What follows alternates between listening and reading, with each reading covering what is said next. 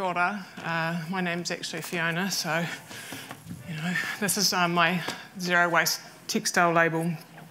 I brought a few friends with me today to meet you. This is Roger. He's got these big kissy lips. He likes to kiss people.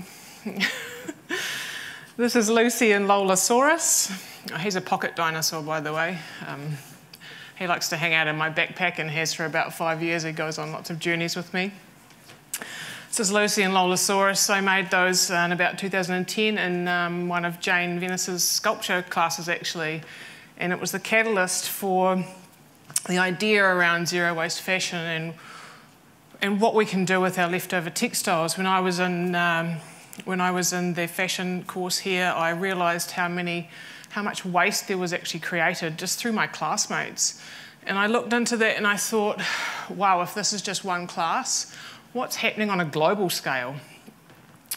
So, and that's insane, like our global scale is massive. So we have, this works.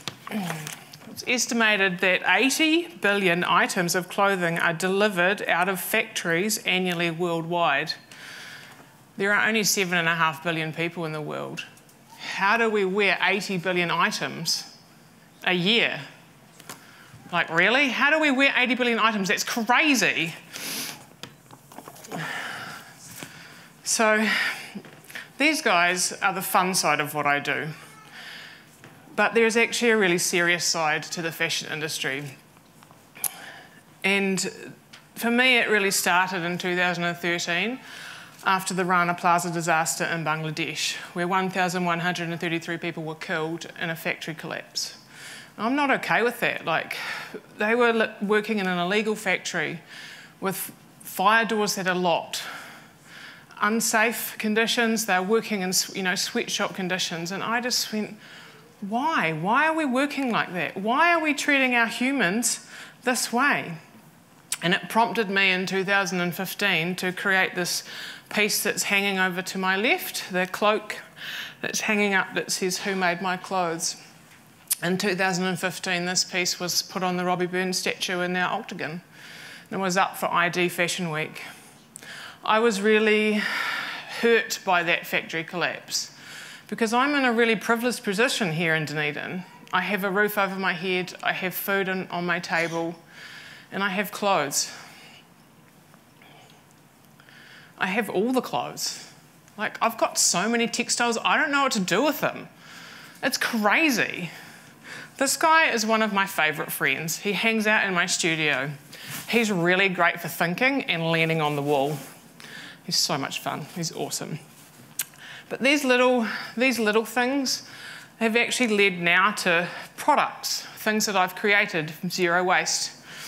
And these guys were leftovers, and they've also been stuffed with leftovers from this building. Because Otago Polytech has lots of waste that they don't know what to do with. And I've been able to use quite a lot of it. But these actually smell really good. Here's another one.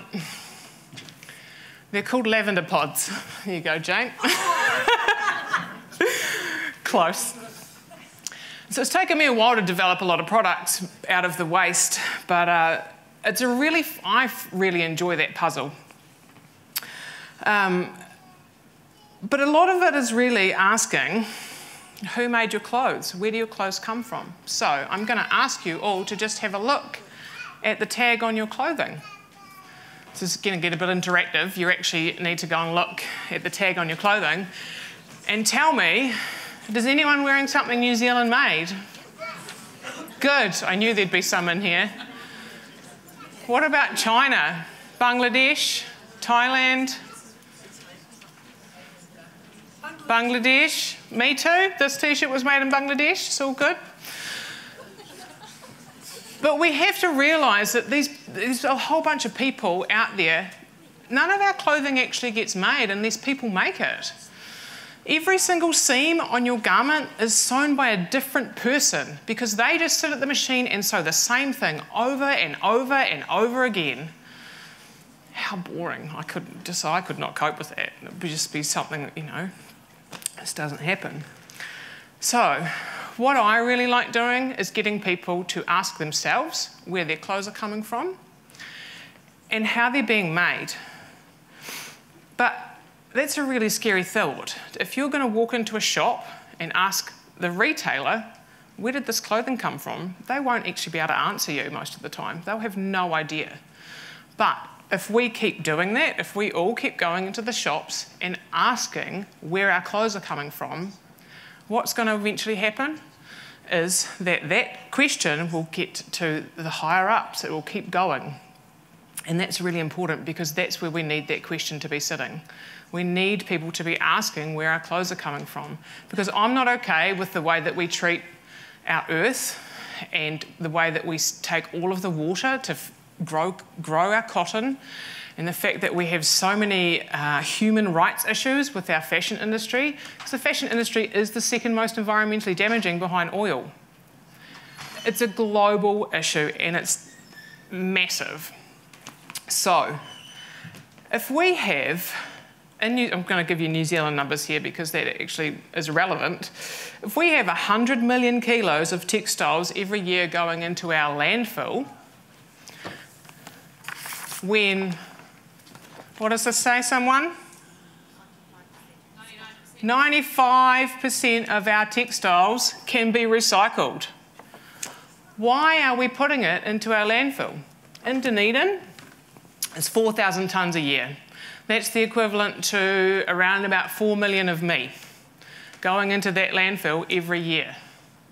It's unacceptable. Like, we can actually do so much with those textiles. We have the technology, we just don't have the money to spend. We don't want to spend the money on it. And that I find is really frustrating because I've managed to create a whole business around zero waste textiles. So over to my left, there is quite a few examples of things that I can make, and there are many more. One in the middle, that red and black, that was part of my graduate collection. So that was entirely made from manufacturers' offcuts collected from Adventure Outfitters here in Dunedin. I was privileged enough to be selected to show at ID in my graduate collection, and that was a really fantastic opportunity to get my brand in front of everybody else. But really, I'm not okay with the fact that our clothes are just seen as trash, because for me, every textile evokes some kind of emotion. I love textiles, and I have an innate sense to be able to work with them. But if we're just going to trash them and wear them out so fast and never look after them and just put them in the landfill so they can leach out all their chemicals and dyes and just, you know, like, I don't even know what. It's just not cool. So how do we, as a collective, actually make a difference in this area? And there are lots of things we can do. We can shop really consciously, and what that means is second-hand. Second-hand, we are in Dunedin, we have an amazing second-hand shops here. They're just fantastic. We can mend our clothing. And I have. My pants, mended them. My socks, I darn them. And these pants actually they're leftovers from fashion school here. And they formed part of a collection that I made in 2014. What else can we do? We can donate, we can clothes swap, we can upcycle, we can downcycle, and we can reuse. Those are just the things that we can do. But we actually really, to get some good change, we actually really need to take it higher than that. And it's something I've been really trying to get to happen. And I've managed to make a difference in this very building, which is, for me, a really great thing. When I was studying at Polytech, there wasn't a lot being taught about sustainability in the fashion course, but because I wanted to learn that, I searched it out and I found it, and I've now managed to get the Polytech to think a little bit more, especially in their fashion course. They now collect all their leftover textiles and other people can use them. And they're trying really hard to do a whole bunch of other things. And I think that is fantastic. And if that's just one person doing something, then hey, one person doing something is making a difference. And I'm really excited about that. I love it. So that's actually me. But if anyone wants to hear more about my garments over there or ask me any more questions, I'm going to be over there and we can have a chat. So thank you.